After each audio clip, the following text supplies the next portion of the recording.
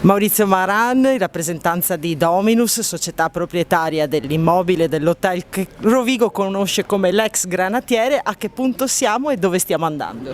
Allora, molto semplicemente, recentemente si è concluso un percorso amministrativo con il Comune che ci permette di presentare il progetto finale di ristrutturazione per riprendere i lavori, le attività e quindi a compimento riconsegnare alla città questo, io lo chiamo monumento, che da 10 anni è una presenza importante nella città ma totalmente ferma.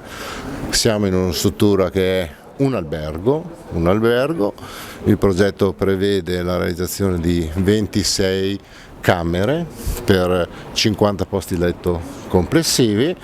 Con la hall d'ingresso al piano terra si sale e si arriva a questo ultimo piano che credo sia una delle viste più belle della città di Rovigo, e questa è la 26esima camera della futura struttura, che noi consideriamo naturalmente non è una normale camera d'albergo ma è una suite che speriamo in futuro possa ospitare le persone importanti che vorranno venire nella nostra città, oltre a tutti gli altri utenti che vorranno usufruirne. Quindi l'immobile manterrà la sua destinazione alberghiera, vero? Assolutamente sì, perché la normativa del Comune di Rovigo, la classificazione della normativa di Rovigo ci dà questa destinazione. Questo è un albergo, quindi è un turistico alberghiero.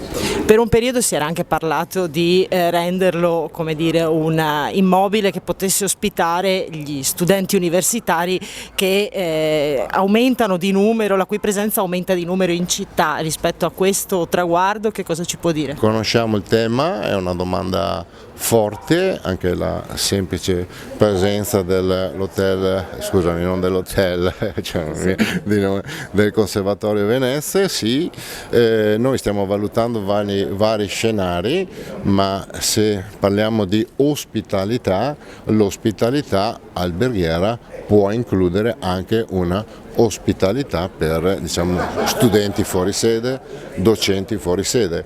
Sono valutazioni e studi che stiamo facendo ancora in corso, quindi le decisioni non sono ancora prese in via definitiva, ma uno dei nostri obiettivi, commercialmente parlando, è anche quello di trovare delle soluzioni che in qualche modo vadano incontro a questo tipo di esigenza, sempre però, lo ribadisco, nella logica della struttura alberghiera, perché sarà comunque una gestione alberghiera.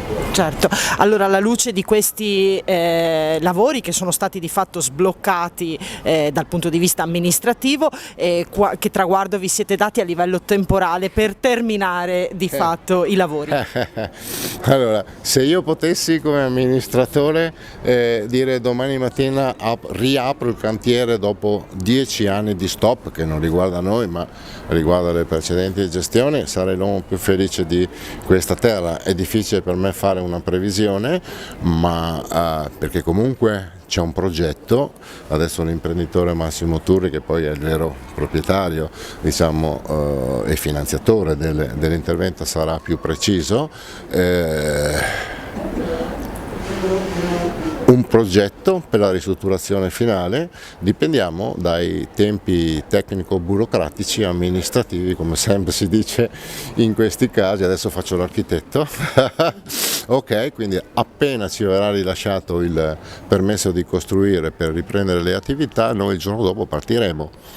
Il nostro obiettivo è quello nel 2025, non mi sbilancio sui tempi perché non dipendono chiaramente da me e da noi, ma auspichiamo tempi molto brevi, il cantiere riapre.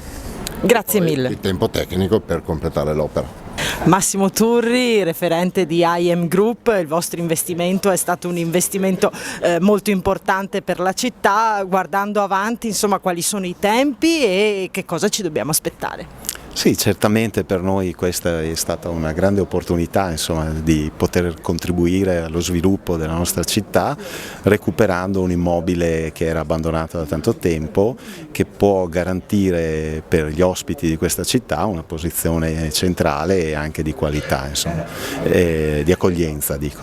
I tempi sono, abbiamo presentato il progetto per il completamento delle opere il 30 di settembre, siamo certi, insomma, che questa amministrazione ci darà tutto il supporto necessario, perché appunto c'è l'esigenza di avere una capacità ricettiva che dia possibilità di sviluppo al nostro territorio, insomma. Quindi mi auguro di aprirlo il prossimo anno, ecco, a metà fine del prossimo anno. In bocca al lupo e grazie. Grazie a voi.